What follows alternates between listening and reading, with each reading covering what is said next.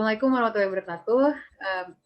Kami dari kelompok 3 yang beranggotakan Jeno Rizky, Dwi Mirintoro, Firman Abdul Saputra, Ersan Nur Maulana, Indah Mahingsari, dan Naura Garinfa. Di sini kami ingin mempresentasikan tentang tugas besar dari literasi manusia yang berjudul penyebab COVID dan dampaknya terhadap beberapa sektor.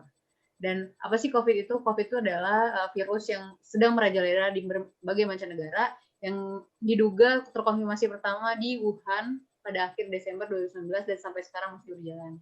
Untuk sektornya, sektor yang pertama yang terdampak oleh COVID yaitu sektor kesehatan yang akan disampaikan oleh teman saya.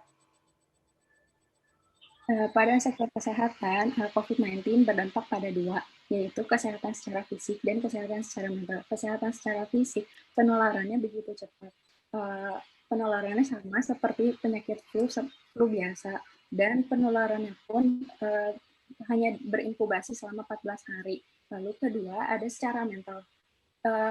Secara mental kita melakukan isolasi diri, kita merasa sedih atas kejadian yang terjadi, kita merasa sedih atas kehilangan orang akibat COVID-19 ini, dan kita sedih bisa jadi dikarenakan kehilangan pekerjaan. Selanjutnya.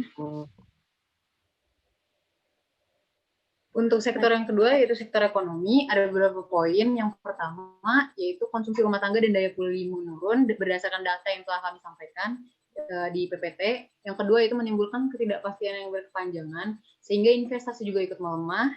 Dan yang ketiga yaitu seluruh dunia mengalami pelemahan ekonomi. Berarti tidak hanya di Indonesia, melainkan seluruh macam negara mengalami pelemahan ekonomi, dan ini menjadi PR bagi seluruh negara.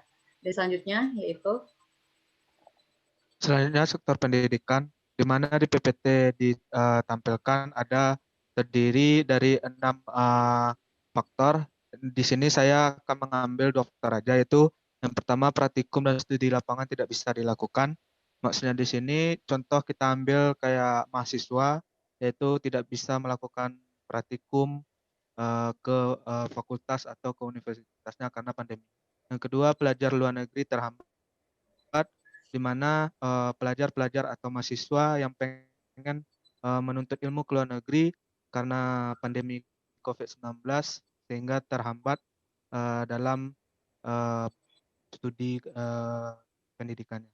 Selanjutnya sektor sosial dijelaskan oleh teman.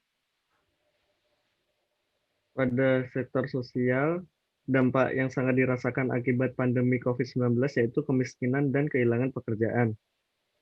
Selain itu, interaksi setiap manusia akan mengalami penurunan sehingga akan berdampak terhadap realisasi dan tingginya angka kriminalitas.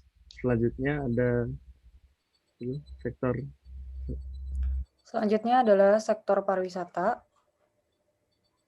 Pada sektor pariwisata, menurut Kementerian Pariwisata dan Ekonomi yang dikutip oleh Tempo.co, selama beberapa bulan terakhir ini telah memangkas kurang lebih 50 juta pekerjaan yang berkaitan dengan sektor pariwisata dunia. Selama pandemi COVID-19, dari lokal pun maupun mancanegara mengalami penyusutan jumlah yang sangat signifikan. Selanjutnya adalah ide dan gagasan.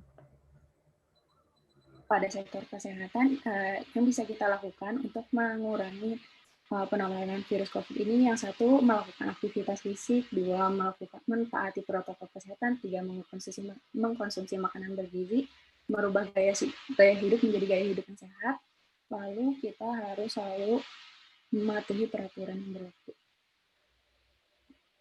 Untuk sektor ekonomi, yaitu merubah pola hidup berkonsumsi, menggunakan produk dalam negeri, dan tentunya mendukung UMKM dengan cara membeli dan mempromosikannya.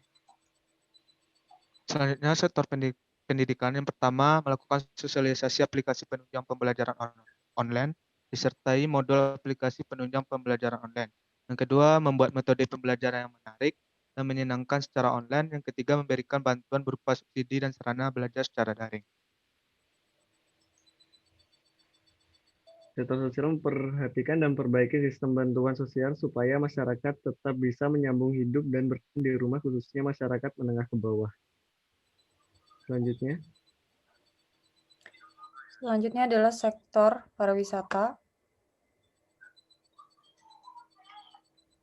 Pada sektor pariwisata ini Kami memiliki ide dan gagasan adalah meningkatkan pengawasan kesehatan dan lingkungan, terutama bagi pelayanan hotel atau penginapan, perlu diperketat sterilisasi dan prosedur pelayanannya. Kami pun memiliki ide, yaitu salah satu destinasi yang senang dikunjungi sebelum pandemi adalah bioskop. Mungkin pihak bioskop bisa mengubah konsep bioskop menjadi drive-in cinema.